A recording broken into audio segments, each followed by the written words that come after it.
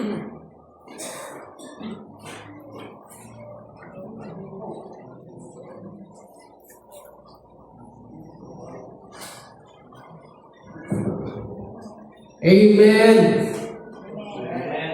May mga bago ba tayo? Ulit? Ikaw din?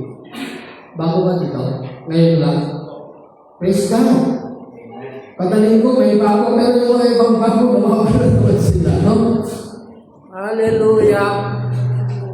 You are very much welcome sa Iglesia ng Panginoon.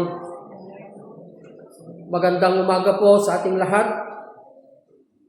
Mga ginigiliw, mga minamahal ng Panginoon, may pag-asa sa Panginoon, mga ginigiliw.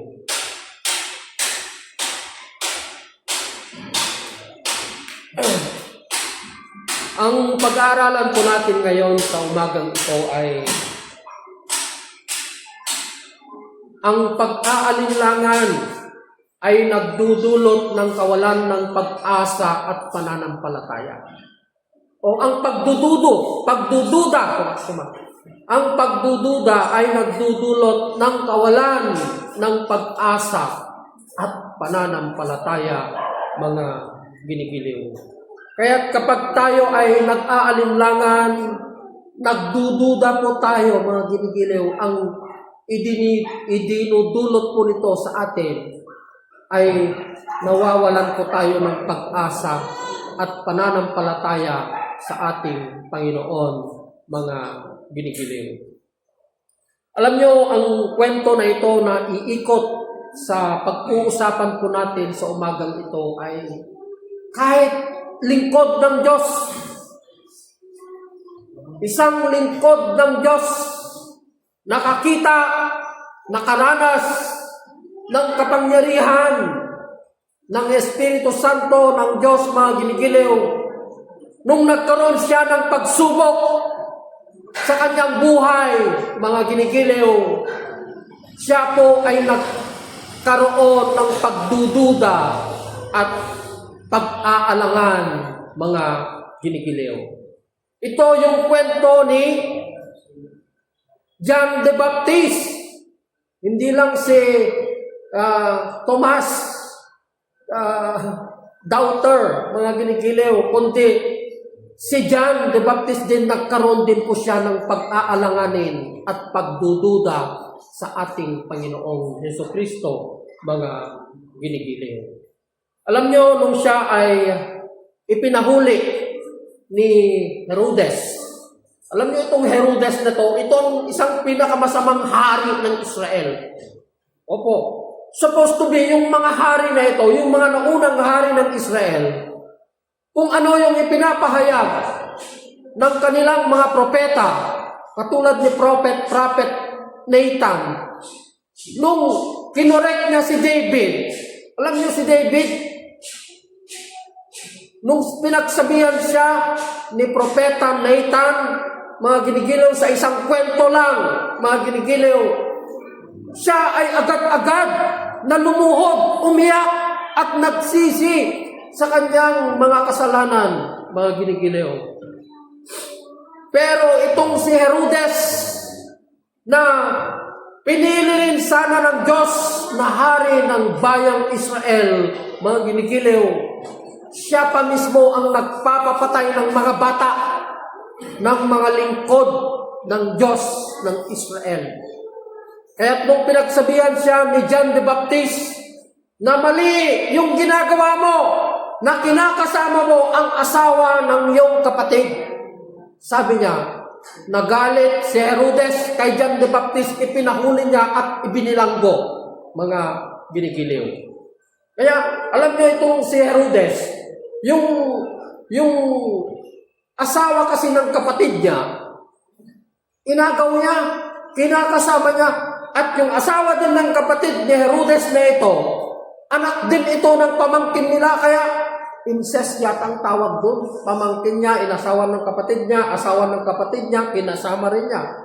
So doble-doble kasalanan ang ginagawa ng demonyong Herodes nito, mga ginigiliw. Kaya, when he was being corrected by the prophet of God, John the Baptist, nagalit siya. Kaya ang ginawa niya, ipinabilanggo na ngayon si John the Baptist, mga ginigiliw. No? Kaya, alam nyo, nung nakabilanggo, ikwento ko na lang. Kasi, sabi ko nga sa inyo, pag nagde-devotion ka, hindi na kailangan basahin pa natin ang salita ng Panginoon. Alam nyo, no? Nung nakabilanggo na si John the Baptist, mga ginigiliw, no? Nasabi niya siguro sa kanyang sarili, bakit ang tagal ko na dito, hindi na ako makakalabas, sabi niya. Bakit wala na yung Kristo? Wala na yung Jesus na magliligtas sa akin, na maglalabas sa akin sa bilangguan na ito. Marahil yon ang sinasabi ng kanyang puso at isip ng panahon na yon, mga ginigiliw. Si John the Baptist, nung siya ay nakabilanggo, mga ginigiliw. Kaya, bakit kaya? Dapat nakalabas na ako dito Nasaan na kaya yung Kristo na yon? Marahil yun ang kanyang sinasabi, mga ginigiliw, na siya ay nagkaroon na ng kanyang pagdududa sa kanyang sarili, mga ginigiliw. Kaya ang ginawa niya, nagsugo siya ng kanyang mga alagad. Tanungin nyo nga sa Kristo na yan, kung siya na ba yung Kristo na dumating o hindi. Sinasabi niya, mga ginigiliw.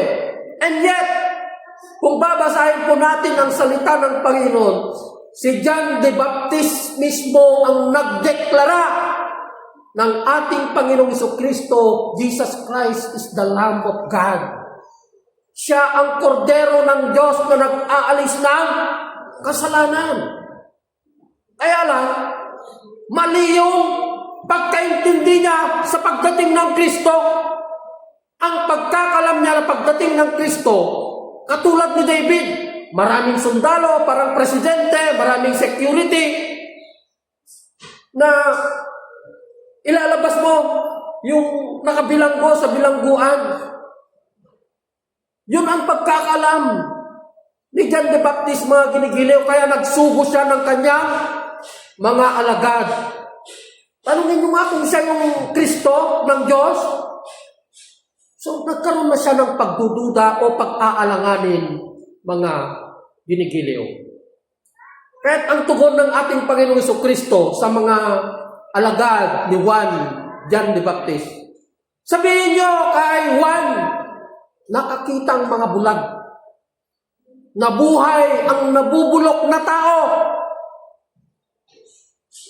gumaling ang mga may sakit, yung mga may leprosis. Yun, mga ginigiliw. Sabihin nyo sa kanya. Yun ang ginagawa ngayon ng anak ng tao. Yun ang sinabi niya sa mga lagad ni John the Baptist, mga ginigiliw. Alam nyo, yung mga milagro na yon na ginawa ng ating Panginoong Jesucristo, yun ang nagpapatunay na dumating na ang Kristo ng Diyos. Dahil walang makakagawa ng mga milagro na yon, imagine, makakakitang bulag, di ba? Nabubuhay ang mga patay, di ba? Kaya nga may sinabi dito sa salita ng Panginoon bakit may bulag? Tinanong yon ng isa sa mga lagad ng ating Panginoong Jesucristo. Dahil ba ito sa kasalanan ng kanyang magulang? Kaya bakit naging bulag ang tao na ito? Yun po ang tanong nila. Anong tugon ng ating Panginoong Jesucristo, mga ginigiliw? May bulag upang makita nyo ang kalwalhatian at kapangyarihan ng Diyos. Sabi po ng ating Panginoong Jesucristo, mga ginigiliw. Kaya dito sa kwento na ito, do you think na hindi kayang palabasin ng ating Panginoong Jesucristo si John the Baptist sa bilangguan? Kaya niya po. Kaya niyang patayin si Herodes ora mismo. Yung mga gwardya, yung mga nagbabantay mismo kay John the Baptist sa bilangguan, kaya na silang lahat patayin. Ora mismo, sa oras ding iyon.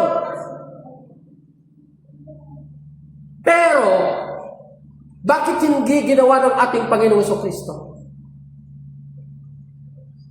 Meron pa kayang maniniwala at sasampalataya sa Kanya kung ganon? Papatayin na lahat, yung kaaway, yung mga lahat na lang na lumalaban sa mga lingkod niya, patayin na lang lahat niya. Hindi. Dahil ang layunin ng ating Diyos para sa ating Panginoong Jesucristo kung bakit siya nagkatawang tao, dahil sa pag-ibig. Diba? Kaya nga dumating ang ating Panginoong Jesucristo dahil sa sobrang kasalanan natin, mga ginigiliw, siyang ibinigay ng Diyos, isinugo siya ng kanyang Ama upang tayo ay abutin. Dahil hindi tayo kayang abutin ng Diyos, dahil tayo ay marumi at makasalanan. Opo.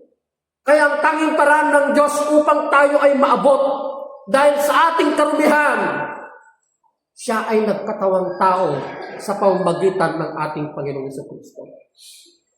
Kaya hindi ginawa ng Panginoon na pinatay yung mga nagbabantay kay John the Baptist. Diba? Dahil ang layunin ng Diyos upang ialay ang buhay ng ating Panginoong Jesucristo para sa ating mga kasalanan. Yung ialay niya yung buhay niya para sa atin. Mga ginigiliw, yun ang layunin ng Panginoon. Hindi siya dumating upang pumatay ng tao para husgahan ng tao, mga ginigiliw. Dumating siya dahil sa utos ng pag-ibig. Utos ng pag-ibig. John 3:16. Gayon malamang ang pag-ibig ng Diyos, ibinigay niya ang kanyang bugtong na anak, na sino mang sumampalataya sa kanya ay magkaroon ng buhay na walang hanggan. Kaya nagduda itong si John the Baptist, mga ginigiliw.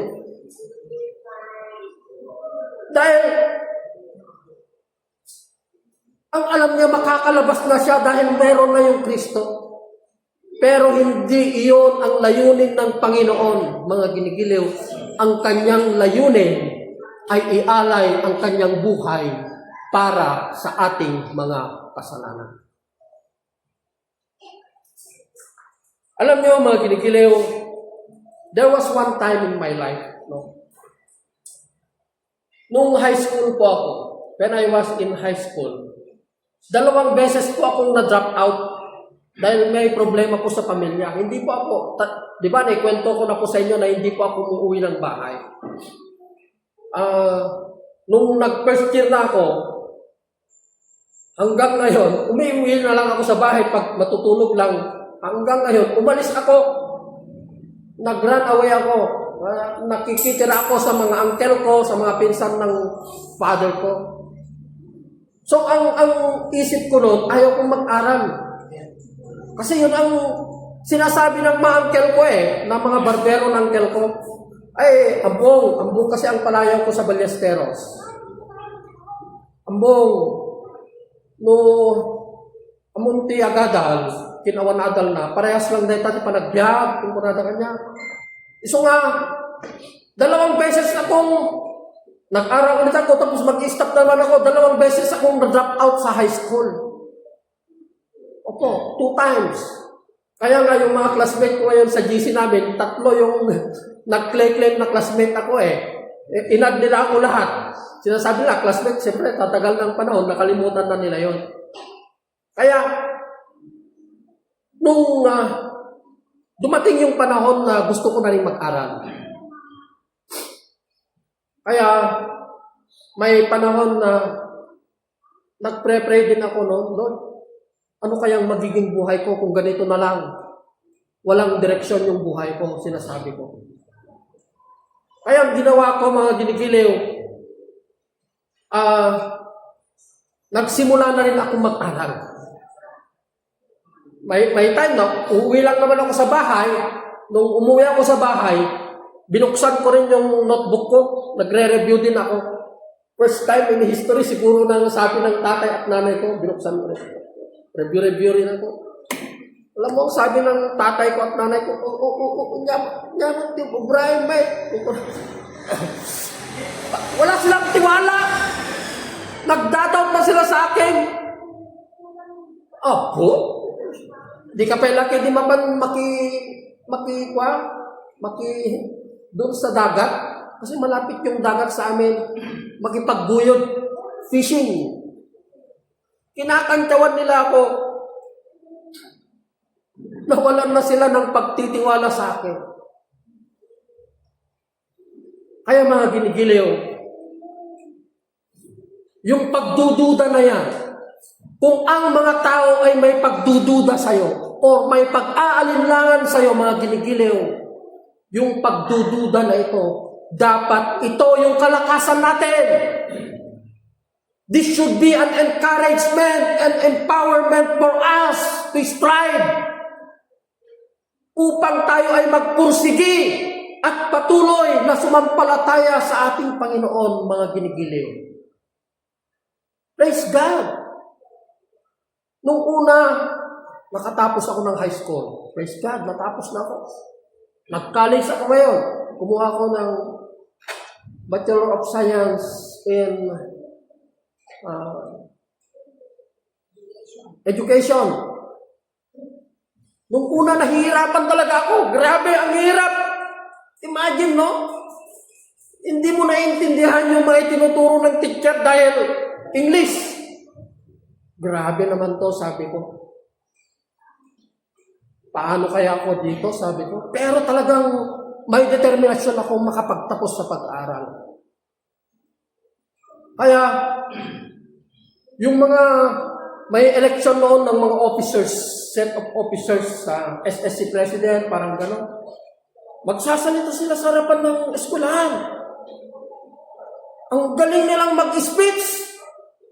Grabe naman ito, sabi ko. Kaya lumapit ako sa isa sa mga lumaban ng pagka-presidente ng eskwelahan ko namin.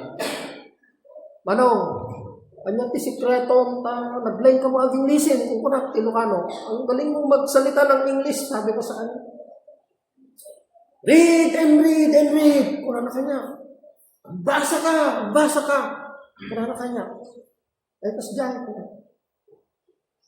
Ang ginawa ko, I spent time reading Journal of Education, yung binabasa ko. Technique of teaching, gano'n eh. Yung mga binabasa ko noon ng mga journals ng mga teachers. So, I spent so much time in reading. First year ako noon. Nung second year ako, nadediretso ako na rin magsalita ng English. Third year ako, kaya ko nang magsalita ng English na dire-diretso. Kaya ko na, hindi ko pinagpukan ito. Lumaban na rin ako ng Vice President sa eskwelahan namin. Nag-i-speech na rin ako. Payabangan na doon. Kasi unbeliever pa ako noon eh. Sa fourth year ako, lumaban ako ng presidente. Again, that, no? Praise God. Nakapagtapos ako, wala akong failure ni isa. Meron lang yata akong 77 na dalawa lang. Lahat, yung final ko na practicum ko, 99%. 99% yung practicum ko. Nung nag-demo ako, nagturo ako, yun kasi yung final grade mo eh. 99%. Then nung nakapasa ako ng board ko bilang isang guro,